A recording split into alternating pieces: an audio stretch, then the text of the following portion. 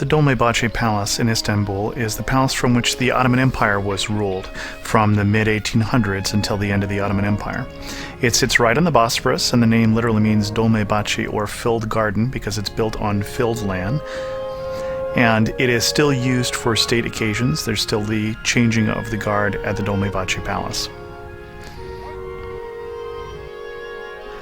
The palace is built along the lines of an imperial palace of the time, a European-style palace, unlike the Topkapi Palace, which is more of an Oriental or Arabic-style palace.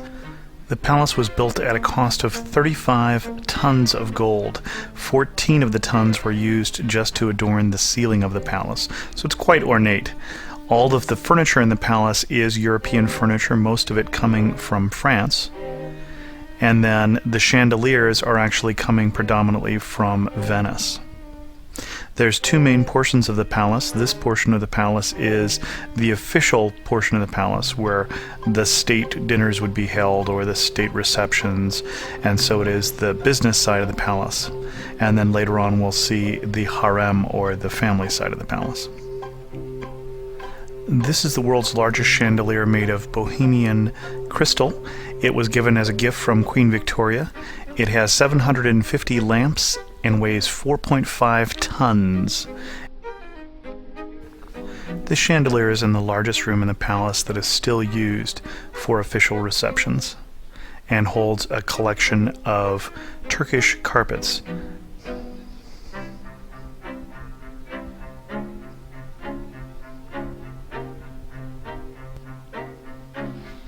As with any Turkish palace, the palace on both sides, both the business and the home side, has a Turkish bath.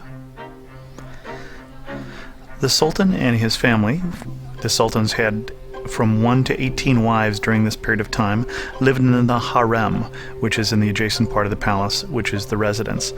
This particular suite of rooms is the Sultan's suite, and the wives and their children had separate suites, and in between the wives' suite and the suite of the Sultan is the suite of the Sultan's mother, who decides just who makes it into the Sultan's chambers.